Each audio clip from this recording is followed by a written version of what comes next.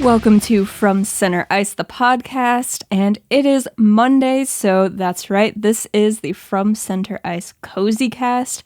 Once again, the Cozy Cast runs on Duncan, and no, this is not sponsored, but if Duncan would like to sponsor me, go ahead and do that. But I have a good sunrise blend today, is that what they're calling it now? I don't know. It's coffee, that's all I know. Iced coffee, which I very much needed today because I super slept in today. Don't know why, just didn't really want to wake up this morning, kept snoozing my alarm. So this is the coziest of cozy casts, if you will, because I am very sleepy today. And we are also going full digital on the notes for this podcast episode because I have not had time to fight with my printer yet. And when I tried to print out the notes for today, every page was not printed correctly, not just the first page. So full digital. And here comes my cat to make his grand appearance on today's Cozy Cast. I don't know if he'll actually jump up here today or if he just wants to rub on the cords. There he is. Hi, buddy. Are you feeling cozy today? Are you feeling cozy today? Are you camera shy now? You jump up to be on camera and then you get camera shy. That's not how this works. No, you can't get on the table. I'm sorry. I'm so sorry. Are you going to lay down and join me for the full episode, or do you just want attention and then you're going to run away? Or rub on the cords some more? Do you have anything to say to the wonderful people today, baby?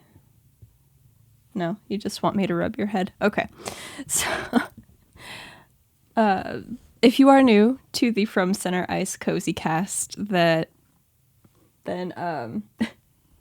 he's just going to stare at me from the other side of the couch. But if you are new to the From Center Ice Cozy Cast, this is a 1 hour long Monday podcast where I talk about what's gone on in the hockey world over the weekend. You're going to sit right there, just by the microphone. Yeah, this is great, baby. This is wonderful. Yes, thank you for rubbing on the microphone. You're going to cause weird noises to happen. You're just going to purr into the microphone. Sir, I am trying to record a podcast currently, and all of a sudden you're being super needy. But this is a 1 hour podcast episode where it is just me talking about what has gone on in the hockey world over the weekend. It is the counterpart to Friday evenings From Center Ice Happy Hour, which is much the same, but it is a way to wind down your week. It comes out Friday evening, and I talk about what went on over the week in the hockey world. So we will start off with the NHL playoffs as per usual. And we will start out east. We have the Carolina Hurricanes up against the New York Rangers. 3 games have been played in that series so far. The Carolina Hurricanes own the series lead 2-1. They won both games at home, then they shifted over to Madison Square Garden, where the Rangers finally won a game. But game 2, which was played in Carolina, was won 2-0 by the Hurricanes, which was basically 1-0, but then Sebastian Aho got an empty netter there with just a few seconds left on the clock. And then, of course, game 3 was won by the New York Rangers by a score of 3-1. And in that game 3, we finally had an exciting game out east. I couldn't believe what I was watching. We've had so many boring games from the Eastern Conference so far here in the second round, and then Carolina and the Rangers finally stepped it up for us. And it started off looking like maybe there would be some more energy, but they tricked us with that in game 2 as well. So I didn't want to get my hopes up too much, but by the end of the game, both teams had put in a full effort, and Mika Zibanejad, oh my goodness, he just took over the game there on home ice, and it took him a while to show up in the first round against the Pittsburgh Penguins as well. But once he did, then the series went severely downhill for the Penguins. So I wonder if that is going to happen here as well, where the Rangers will start putting in more consistent efforts and really push this series to the limit and, maybe sneak out with a win, or the Carolina Hurricanes will just go back to playing their shutdown hockey and just suppress every offensive chance that the Rangers have. I guess we will have to see, but I was so happy to see an exciting game finally out east there with the Rangers and the Hurricanes at MSG. Now, I didn't watch the first game that was on yesterday, which was the Battle of Florida, which I'll get to here. Actually, that's up next, so let's just transition to that one. So, of course, the other series out east is the Florida Panthers up against the Tampa Bay Lightning. That series has also gone 3 games so far. Tampa Bay has a 3-0 series lead. They are on the verge of sweeping the President's Trophy winning Florida Panthers out of the second round.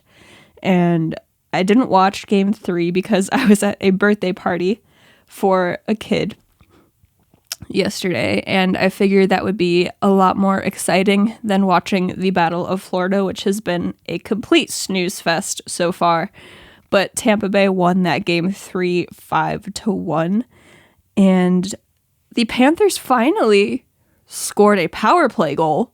So there was that, which they hadn't done at all in the playoffs so far. They were a ridiculous 0 for 25 or something like that. So they finally got on the board on the power play, but that was it.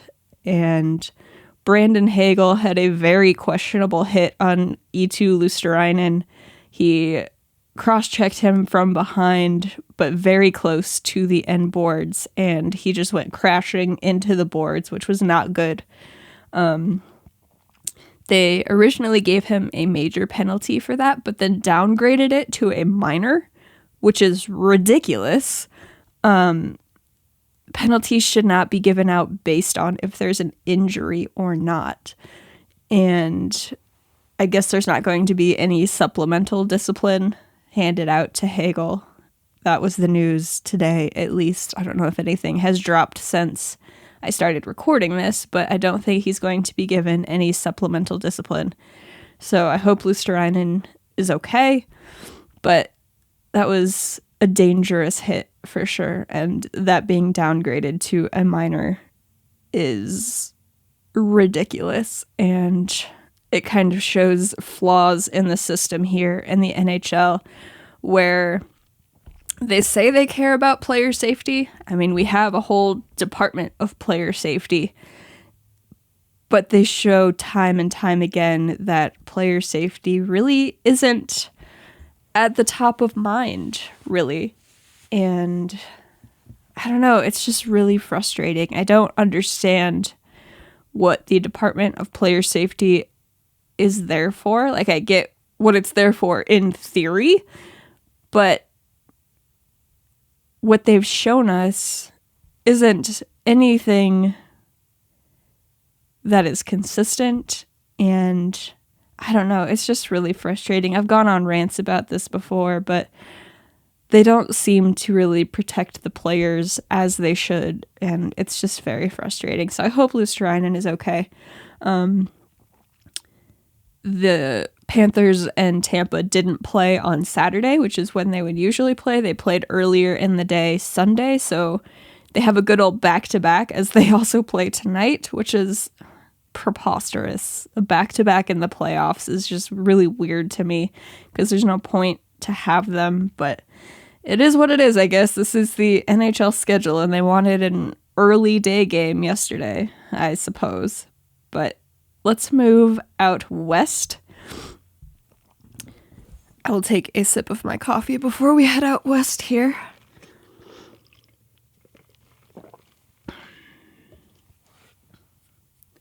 And first up, in the Western Conference, we have the Colorado Avalanche up against the St. Louis Blues.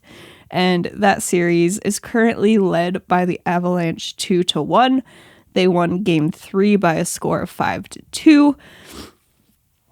It was the only game on Saturday night, and a lot happened there. So early in the game, forward for the St. Louis Blues, Ivan Barbashev, hit defenseman of the Colorado Avalanche, Samuel Girard, behind the net. This resulted in an injury to Girard. He fell down to the ice. He did not look comfortable at all. Thankfully, he was able to get up and skate off on his own, but immediately went back to the room. And then as the game went on, we found out that he was taken to the hospital for further evaluation. And then at the end of the game, we got the update on his injury, and he has a broken sternum. I can't even visualize that or imagine that type of pain. Just your center chest bone. Ugh.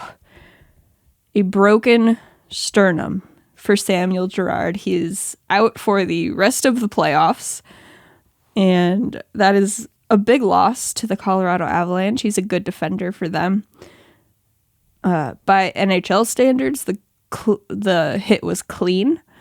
I still didn't like it. Barbashev is a much bigger player than Samuel Girard. He definitely should have pulled up there on the play a bit, but he didn't. And Samuel Girard has a broken sternum and is out for the rest of the playoffs. But that wasn't the only injury that came from that game. Later on in the contest, there was a loose puck. It was rolling toward the Blues net, and Nazem Kadri was going in to try to poke the puck into the open side of the net. Defenseman for the Blues, Calle Rosen, was trying to bat the puck away or take Kadri out of the play. Goaltender for the Blues, Jordan Binnington, was trying to slide to his left to keep the puck out of the net and make the save. But all of this ended up with Rosen and Kadri running into Jordan Binnington. Binnington going down in pain. The trainers came out, talked to him for a bit. He tried to remain in the game. He got up, started to move around his crease a bit, see what his movement was like. And then as he tried to shuffle around the crease, he just fell to his knees in pain. So he was taken out of the game. Ville Husso came in, played the rest of the game for the Blues. And then we found out that he will miss the rest of the series with a knee injury. I want to say it was a knee sprain. So 2 players were taken out of this series in game number 3. And because it was Nazem Kadri involved in the play, things kind of blew up on the internet a bit. And it was very not good. I posted a longer video about it all yesterday instead of doing a game recap.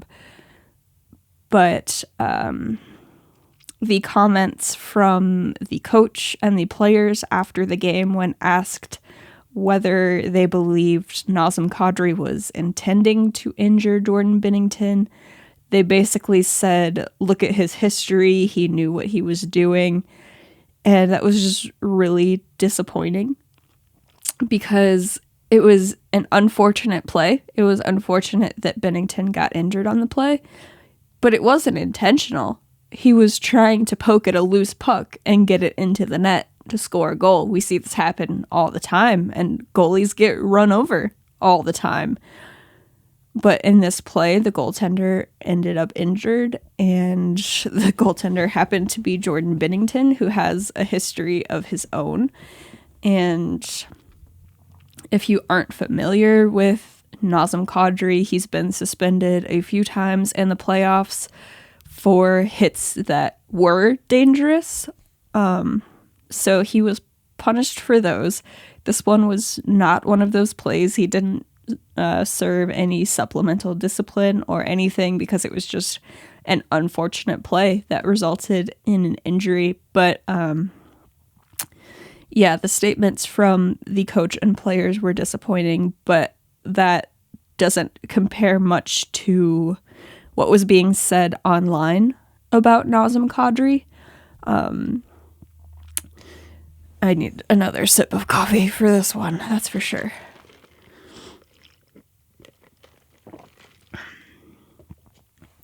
All right. Fans of the Blues, and probably just internet trolls, because that's what you get online, they were blaming Kadri for the injury to Binnington, and then it turned into racial harassment because Kadri is a player of color, and there were racial slurs being thrown around. People were going to his Instagram page and leaving malicious comments on his posts, and then he started receiving threats of physical violence and harm, and it got to the point where the police department had to be called in to be made aware of the situation and to keep Kadri and the Avalanche team safe. Apparently there were cops posted up outside of their hotel, and it's just disturbing and disgusting that something like this continues to happen, and there is no hockey game that makes anything like this acceptable. There's nothing that would ever warrant making physical threats to a hockey player or anybody. It's just upsetting, especially since Kadri's had to deal with this type of thing his entire career, and it just keeps going. And I don't know, it's almost like I'm out of words. Just the play wasn't malicious, and he has to deal with getting harassed online because people can't just accept the fact that he was involved in an unfortunate hockey play. And they just seem to forget the fact that one of their own players took out an Avalanche player to begin the game. It's just disturbing, really. That's what it really boils down to, and the Avs shouldn't have to call in law enforcement to keep their players safe just because there was an injury on the ice. And there hasn't been a statement from the Blues organization yet, and I feel like what they really need to do is put out some sort of statement saying that this isn't acceptable and it doesn't represent their organization for people to be spewing racial slurs and be threatening physical violence toward a player of an opposing team. Yeah, it's the playoffs. Yeah, it's intense, but that crosses a line. The playoffs are for the professional hockey players to battle it out on the ice. It is not for fans of said teams to be threatening players off the ice. That's just, how does anybody think that that is okay? I won't ever understand that. And this is certainly not the first time we've ever seen this happen. I mean, people take losses very personally, and even after World Juniors tournaments, they've been on these kids' social media threatening them because they didn't win a game. Like, what are we even doing here? How do you think this is acceptable behavior for grown-ass adults to be threatening children because they didn't win a hockey game? Like, what? And then we get situations like this where it happens to be Nazem Kadri, and so not only is there physical threats, but then you have the racial harassment on top of it. How does anybody think that is okay? And so many people try to push the conversation off to the side and just not talk about it and say, well, he can ignore all of these messages, blah, blah, blah. But if you don't have the conversations, then that's why this still happens, because people don't want to talk about it. They don't want to condemn it. They don't want to make it explicitly known that this is not acceptable behavior and it is not okay to do it. They just want to push it to the side, say, just ignore what you see online. And maybe a lot of these messages could be ignored online, but you never know when one of them is actually going to be serious and when one of those people is going to follow through with something that they say on the internet. How many times have we seen acts of violence happen and then you go back and say all of the signs were there, they said they were going to do it on the internet and nobody took it seriously? So just saying to ignore it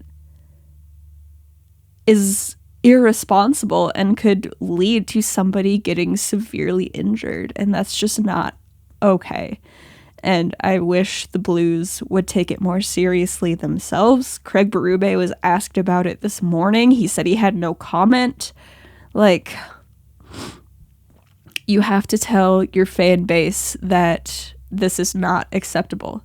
And you shouldn't have to be in that position where you have to say this, but they are, because it is their fans who are saying these things and threatening a player of the opposing team. So now they are in the position where they really do have to say something. Otherwise, it looks like they're just condoning this behavior. And if that's the case, then the NHL really needs to step in, because that is even further from okay. So, I don't know, guys. It's just disheartening that people would continue to act like this. But, I don't know. I'm going to move on to the next series out west here. Take another sip of my coffee. And sorry if I sound all congested. My allergies have been absolutely horrendous. And with the weather being nicer, everybody's doing yard work, so all of the lawn mowing is kicking up all of the pollen and everything. It's not a fun time over here. But the last series out west is the Battle of Alberta, the Edmonton Oilers up against the Calgary Flames. And that series has definitely shifted after the Flames won game 1 9-6 and really looked dominant. The Edmonton Oilers now have a 2-1 series lead.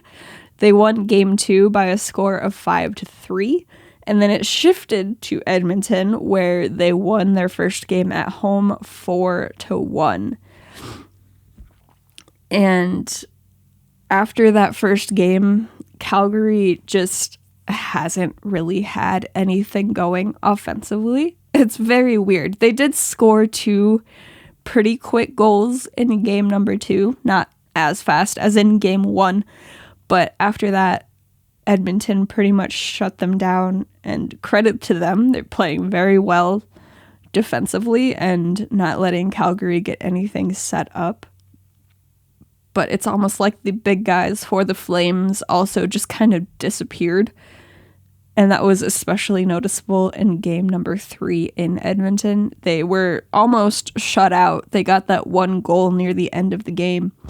So they need to figure out how to get something going there, especially on the power play, which hasn't looked very good. They've been given their chances, but they can't get set up, and maybe they're frustrated. I don't know. But there's also been a very severe lack of Brady Tkachuk since game 1. They haven't shown us him cheering in the stands for Matthew, so I don't know if he was at game 2 or game 3, but I think that may be throwing them off a bit. They need that Brady Tkachuk magic up in the stands, just chugging beers and cheering on his brother. It seems like once that story died down a bit, then the Flames offense also just died down and disappeared. So hopefully Brady will be at game 4 in Edmonton cheering on Matthew, and maybe the Flames can get some offense going there again. But also in game number 3, there was a collision between Milan Lucic and Mike Smith that resulted in Smith having to go off the ice because he was pulled by the concussion spotters. He did end up coming back into the game, so I guess he's fine. But Lucic is getting fined for that, I believe, but no suspension or anything. So people were all up in arms about that, but not as much as Kadri being involved in a play where Binnington was injured, even though this one was one-on-one, Lucic and Mike Smith. So, you know, good old hockey fans, right? But also in that series, McDavid's just taking over. Every time he has the puck, it seems like it's going to go in the back of the net, which a lot of times it has, and Jacob Markstrom also has not been very good in this series at all. He was pulled in game 3. I'd assume they go back to him for game 4.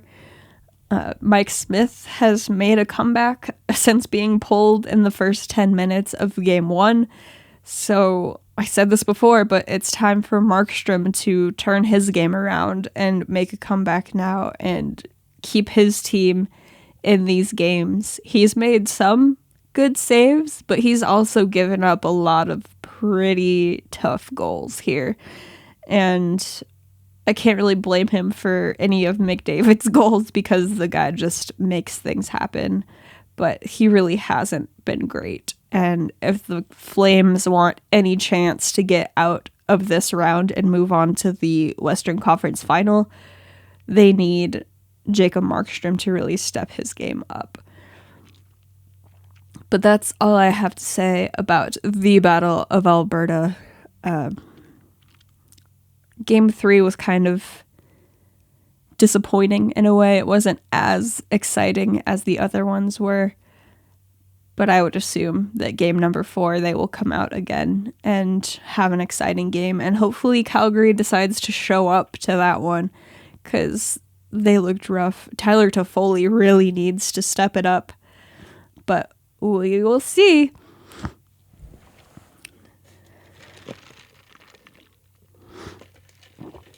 But that is the end of the NHL playoff updates. There hasn't been much Blackhawks news over the weekend, but they did announce today that they signed a 23-year-old Swedish defenseman, Philip Roos, to a 2-year entry-level contract. So there's that. We have more defensemen, more Swedish defensemen, which has kind of been a staple of the Blackhawks. So it was rumored earlier in the spring, but they finally made it official today. So we will see where that goes. Hopefully he does some good things here. I would assume he gets time in Rockford next season, but maybe he shows up to camp and surprises everybody and makes the NHL squad right out of camp. You never know. But that's all for Blackhawks news. And now I have some NHL news. Brian Rust signed a contract extension with the Pittsburgh Penguins. He signed for 6 years at $5.125 million per season. He's 30 years old, so he will be 36 when this contract is up, which was kind of shocking to me when I looked this up earlier. I didn't realize he was 30 already, but he's spent parts of 8 seasons with the Pittsburgh Penguins. He's played 424 games. He's scored 124 goals and added 145 assists for 270 points. In the playoffs with the Pittsburgh Penguins, he's played 79 games, scored 21 goals, and added 14 assists for 35 points, which isn't too bad. This season, with the Penguins, he played 60 games, he scored 24 goals, and added 34 assists for 58 points. So he was only 2 points away from being a point-per-game player, which is very good. In the playoffs this year, in 7 games, he scored 2 goals and added 6 assists for 8 points. So not bad. I don't know that I would have expected 6 years out of a contract extension for Rust, but I'm sure that it will be good for both parties, and they're still working on trying to sign Evgeny Malkin and Chris Letang. There hasn't been really any news there other than they've been having conversations and still talking, so we'll see if they end up re-signing. It would be very strange to see either of those players on different teams, but you got to make the cap work somehow. But Pittsburgh always seems to find a way to figure it out, so I wouldn't be surprised if they did. We have another extension, and this one is with the Toronto Maple Leafs, and Mark Giordano extended his contract for 2 seasons at $800,000 per season. Under $1 million for Gio. That's just insane. He's 38 years old, so that contract will take him to 40. With the Leafs this season, he played 20 games, he scored 2 goals and added 10 assists for 12 points, and he got 2 assists in the playoffs. But after he came over to the Leafs at the deadline, the defense was greatly improved, and I think he made a real impact on the team. And I think it's exciting that he's sticking around for 2 more years, especially for under $1 million. Like, should the contract not work out, you can easily bury that kind of money. And the Leafs really need cheap contracts because they need cap space badly. So that is a beautiful deal for the Leafs. We'll see what that means for the rest of the defense. I would assume somebody needs to be moved, which could also clear up some cap space for Toronto. So we will see. And something that I had in my notes for Friday's happy hour, but I ran out of time to talk about, is news about the Arizona Coyotes agreement with Arizona State University. And this came out in an article in The Athletic by Sean Shapiro and Katie Strang. And that situation just keeps getting stranger and stranger. So if you aren't up to date on it, the Arizona Coyotes won't be playing in an NHL arena for the next few years. They will be playing at ASU and sharing the ice with the college team while they build another arena. So the contract that they have with ASU apparently contains a good behavior clause for the owner and the team. So they can't make any, like, bad news or whatever. Otherwise, ASU has the right to, I guess, nullify the agreement or punish them in some way. But it gets weirder when it comes to the advertising. So any alcohol or beer ads must be approved by ASU.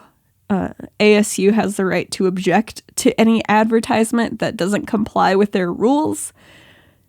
ASU receives revenue from the arena naming rights once they end up selling the rights to some sort of sponsor.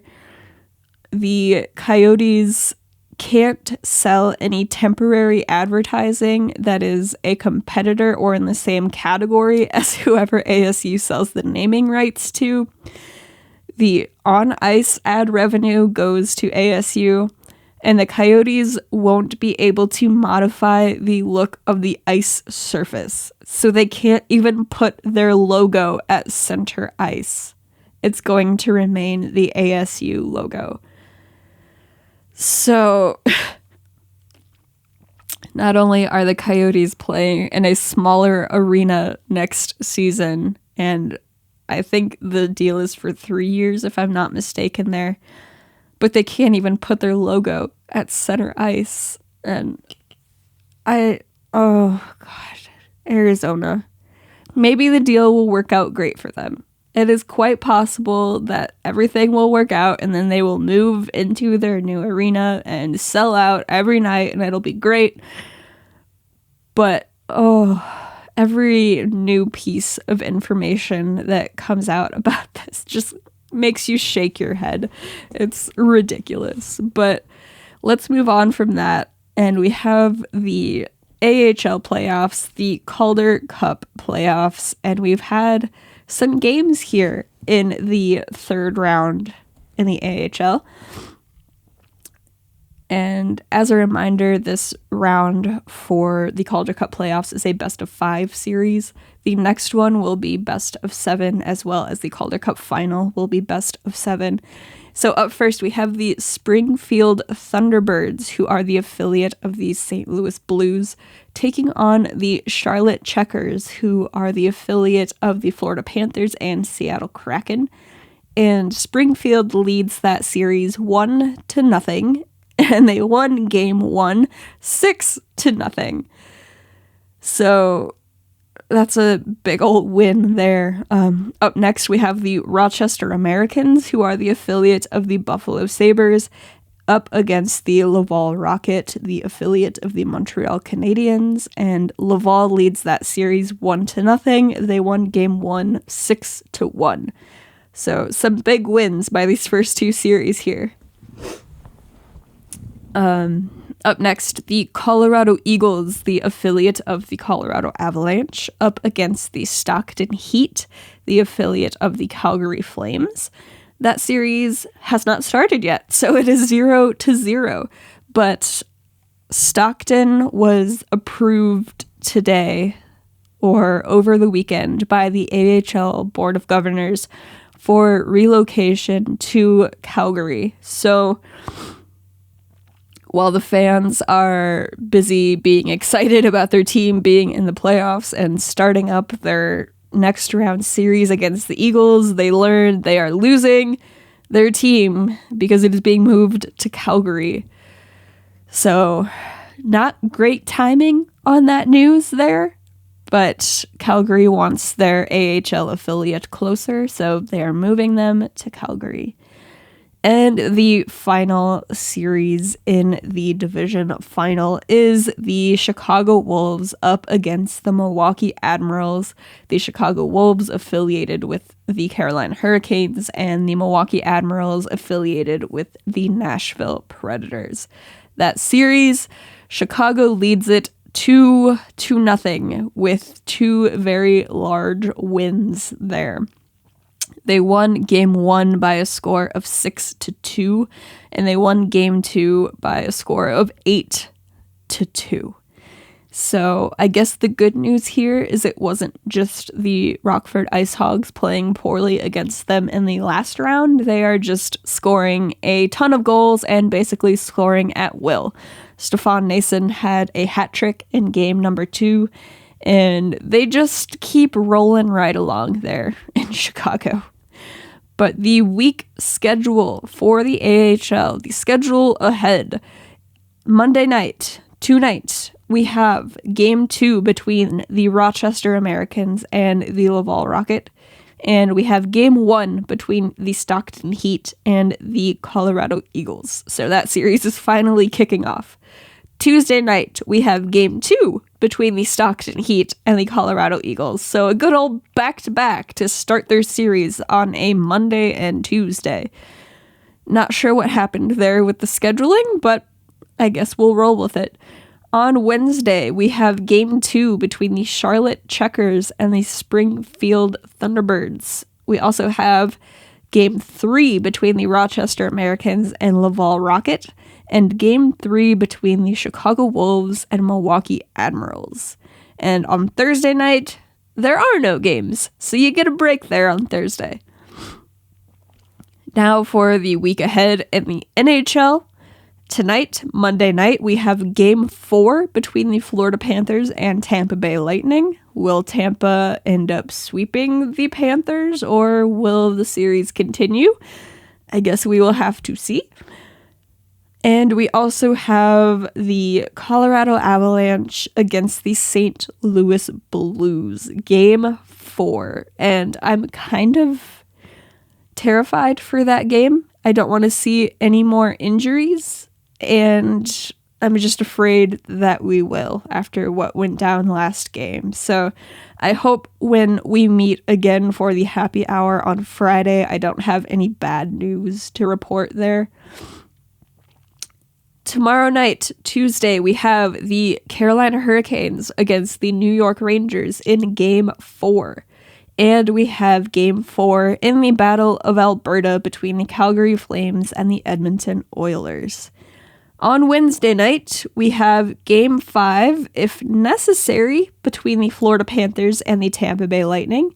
And we have Game 5 between the Colorado Avalanche and the St. Louis Blues. On Thursday night, we have Game 5 between the Carolina Hurricanes and the New York Rangers. And we have Game 5 between the Calgary Flames and the Edmonton Oilers. So that is the schedule for the week ahead in the AHL and in the NHL. How are you feeling about the playoffs so far? Has it been entertaining to you? There have definitely been some really good games here in the second round. There have also been some very bad games here in the second round. Let's hope that there's no more bad injuries going forward. I guess that's the best we can hope for. It'll be interesting to see if there's a sweep in the Battle of Florida. But otherwise, I'm just really hoping that there's no more big dramatics and no more big injuries. Again, I'm pretty nervous about that game between the Avs and St. Louis tonight, but we will see what happens. I'm going to cut this episode a bit short here because my allergies are driving me nuts, and I'm sure you all don't want to listen to me keep rambling on while I'm super congested. So I will spare you having to listen to more of that, and we will meet up again for the happy hour on Friday.